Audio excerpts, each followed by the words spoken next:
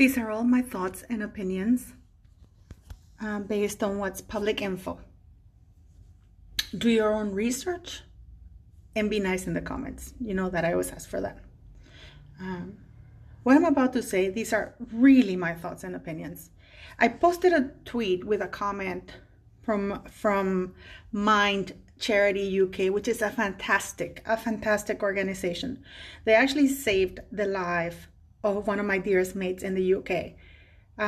They do fantastic work. They're very pro mental health help. They're incredibly accessible and they have amazing people helping. Harry is working with them since 2016 along with Heads Together. He's one of their, if you want, patrons or collaborators, most high profile collaborators and patrons. And yet, when his wife, so it really does, you would think that he would be intimately involved or have a pretty good understanding on the capabilities, and aptitudes of such organizations to truly help people with mental health issues. I have myself struggled with a lot of mental health issues. I know, no, but not because I was crazy. I had anorexia. It was horrible. I ended up being hospitalized and with, fed with intravenous stuff because I didn't have access to any of that. I'm very old. I'm 52. You can see my wrinkles and stuff. So back then, you're anorexic, just eat and get over it, was the thing. But when you have access, when you're the patron or the highest profile collaborator, where people are bending over backwards to help you, help anybody around you, they're letting you know and you're involved to some extent with the way they work. And you're promoting these charities or these organizations, asking other people to call you and help you, or, you can call these people, they will help you. Don't be embarrassed. Don't be ashamed. He does an interview about how he is taking advantage of mental health doctors, who are helping him out. So when his wife tells him, this is what she alleged. When his pregnant wife tells him that she's about to commit suicide, he tells her, put on makeup and let's go to the ball, basically. And he doesn't tell anybody because he's ashamed while promoting all these institutions.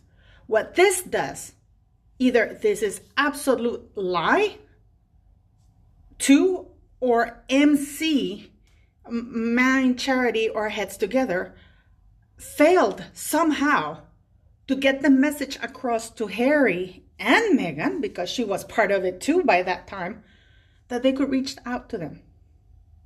So this is a teachable moment in two things. One, that these organizations have to ask the questions correctly. What didn't we do enough of that you didn't reach out to us?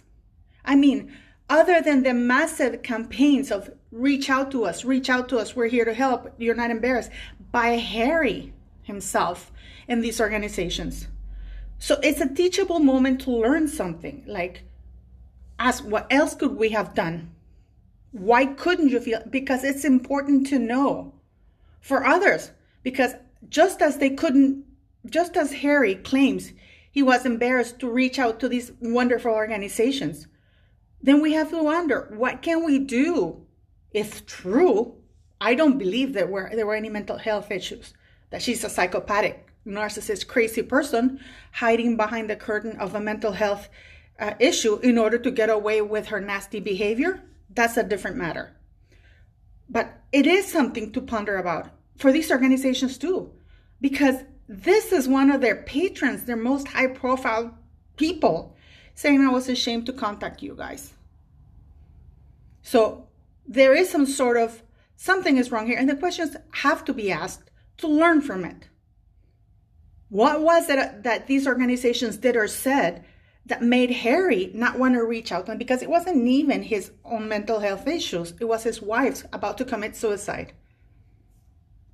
I mean, those are extremely, this is like watching somebody from a bridge about to jump and then saying, I'm too ashamed to call, for help. It doesn't make sense. It doesn't make sense.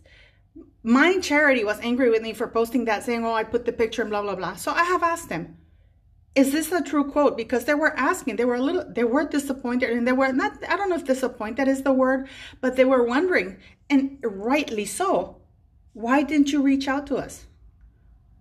What is it? What is it that, how did we fail you that you couldn't call us in such a moment of dire need? Am I crazy asking these questions? Let me tell you a really quick story. Just quickly. I like to tell stories. When I was going to university, we had no cellulars. Again, my age. We had no cellulars. We had nothing. I remember this. I went away the weekend. When I came back, there was this big scandal at university that this girl was saying, and I asked what it was, and they said that a friend of ours had allegedly raped this girl. Everybody was outraged. Everybody was outraged. To tell you the truth, I was very surprised because my friend was really hot looking, and I knew she had been after him for such a long time. I knew that she almost stalked him. I knew that she broke into because we all lived on campus. I knew that she had broken into his room. She was not right. But I do know that they went on a date that Friday. He had been taken to the police. She made a big scandal. Everybody really shamed him. I didn't think something was right because the way she told the story was off. Anyways, a couple of weeks passed. Right. I feel like saying his name. He almost committed suicide. He tried to commit suicide because he was so ashamed. He kept saying he hadn't done anything wrong. It was awful. I felt bad for him, but I remember that I felt guilty for not believing her. But at the same time, and I felt, he's such a good actor or liar because he seemed genuine when he said he hadn't done it. But within a month or so, the guy ended up dropping from university, tried to commit suicide twice, lost all his friends, everything. Within a month, we were at another party, and we were like 8 or 9 of us there at the party.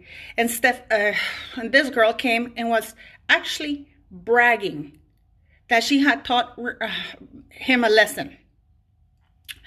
Because and we were asking, what are you talking about? And she goes, it's because when when they went out on a date, apparently she put it out for him and he refused her. She got so angry that he didn't want to do her, that she accused him of rape. I know it sounds sick because it was sick. I remember we all sat there and we thought, what the fuck? And one of my friends said, so he didn't do anything to you? And she goes, no, I put my PUSS white up in his face and he simply waved it off. I know I shouldn't be laughing, but this is how she narrated it. So we were looking there and we're going like, what the you know what we did? We were not concerned back then with optics. We were concerned on doing the right thing. Because in this climate, people would say, maybe she had a reason. They would excuse that and avoid any accountability on this person. So you know what we all did? It wasn't even something that we had to think about. We all went together and we went to the police station. And we narrated to the police what this girl had told us. Thankfully, the Canadian police were decent, and they could not believe it. And they asked us, are you willing to testify that under oath? And we said, absolutely. Thankfully, that girl ended up doing 1 year in prison for false accusations against a person. It was an offense, a criminal offense. Everything like that is lacking nowadays because everybody's so concerned about the optics, about looking politically correct. How about being correct for once?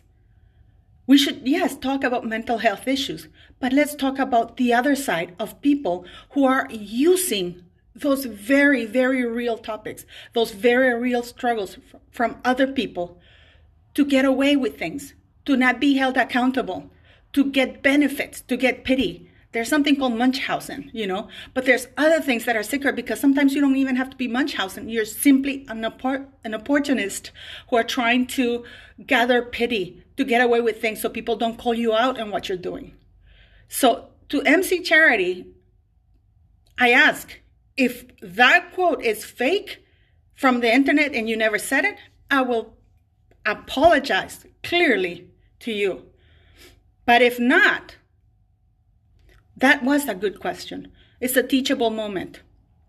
Why didn't Harry reach out to any of the mental health organizations he promoted, that he was involved with, that he knew how they worked? It undermines these wonderful organizations. Because, for example, let's say I'm an ignorant person outside, and I think, wow, Harry was the patron for MC and Heads Together, and he couldn't reach out to them?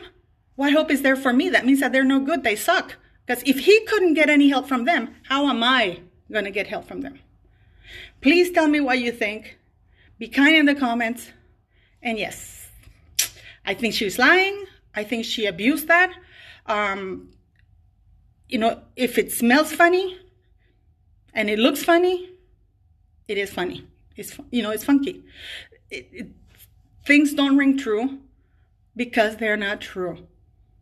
You know, they had every means at their disposal. How can Meghan Markle have felt comfortable to go to an HR person in the palace, but not to anonymously have gotten help from MC, Heads Together, or any of the royal doctors, or her personal doctors, even her mother? I know that people with mental health issues sometimes feel trapped about things. You know, obviously, privilege does not move you from mental health. But she had all the help available. People kept asking her how things were. Of course, she was not okay because she was not getting what she wanted, which is different than being mentally I think she has a mental illness, but it has not to do with mental health issues. This is not a woman who's going to hurt herself. She clearly thrives with attention. And when she wasn't getting any, she cried wolf. So these are just my thoughts and opinions. What do you think?